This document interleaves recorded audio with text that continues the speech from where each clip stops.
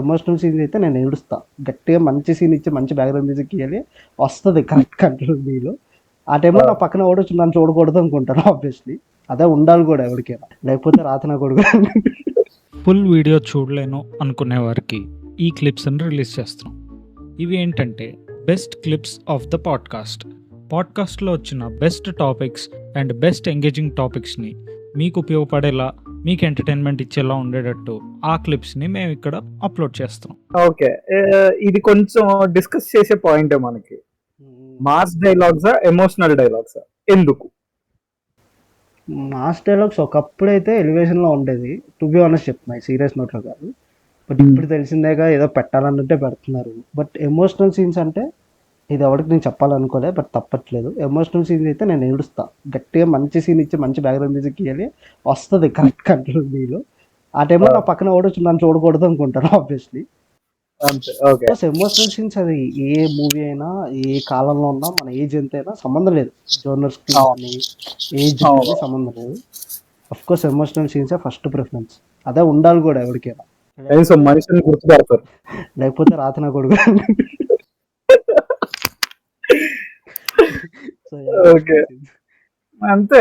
నాకు emotional scenes, ఎందుకంటే mass scenes చిన్నప్పటి నుంచి ఎక్కువ చూసి చూసి మళ్ళీ ఇప్పుడు కొత్తగా ఏం చూస్తాం అని అనిపిస్తుందో ఏంటో తెలియదు. కానీ ఎమోషనల్ డైలాగ్స్ ఏంగానే వెంటనే అదే అంటే అనిపిస్తుంది first of all mass dialogues ఇప్పట్లో. అది నేను క్రింజ్ అని అంత పెద్ద వర్డ్ ఇవ్వలేను. కానీ ఇప్పుడు ఏమవుద్దంటే ఇప్పుడు ఒక అమ్మాయి నడుస్తుంటది, సడన్ గా ఏడ్చింది అనుకో, ఏంట్రా ఏడ్చింది అని చూస్తావు.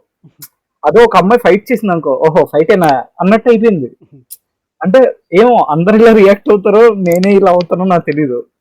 ఇప్పుడు ఖైదీ నెంబర్ 1, అది సారీ రీసెంట్ గా వచ్చిన శృతి హాసన్ సినిమా ఏంటది, అదే ఫైట్ చేస్తుంది వాల్తేరు ఏరియాలో. శృతి హాసన్ ఫైటింగ్ చేస్తుంది. నాకేం కొత్తగా అనిపించలే హానెస్టీ చెప్పాలంటే. అంటే అమ్మో హీరోయిన్ ఫైటింగ్ చేస్తుంది ఏంటి అనేది నాకేం అనిపించలే. అదే నీకు ఉన్నట్టుండి గుండెలు బాదుకుని దబాబా ఏడ్చారు అనుకో, ఏంటిది ఏడ్చేస్తుంది ఏంటి, ఏదో అయింది అని చూస్తావు కదా. సో ఎమోషనల్ డైలాగ్ కరెక్టే. అంటే నువ్వు చెప్పిన దానికి ఒక జస్టిఫికేషన్ ఇస్తా. శృతి హాసన్ క్రాక్ లో సీన్ కి ఎలివేషన్ పండింది యాక్చువల్ గా.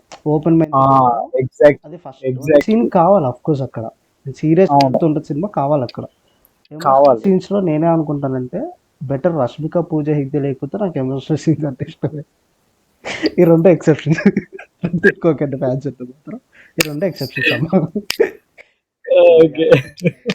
ఫుల్ వీడియో లింక్ కావాలంటే కింద డిస్క్రిప్షన్లో లింక్ ఉంది, క్లిక్ చేసి ఫుల్ వీడియోని ఎంజాయ్ చేయండి.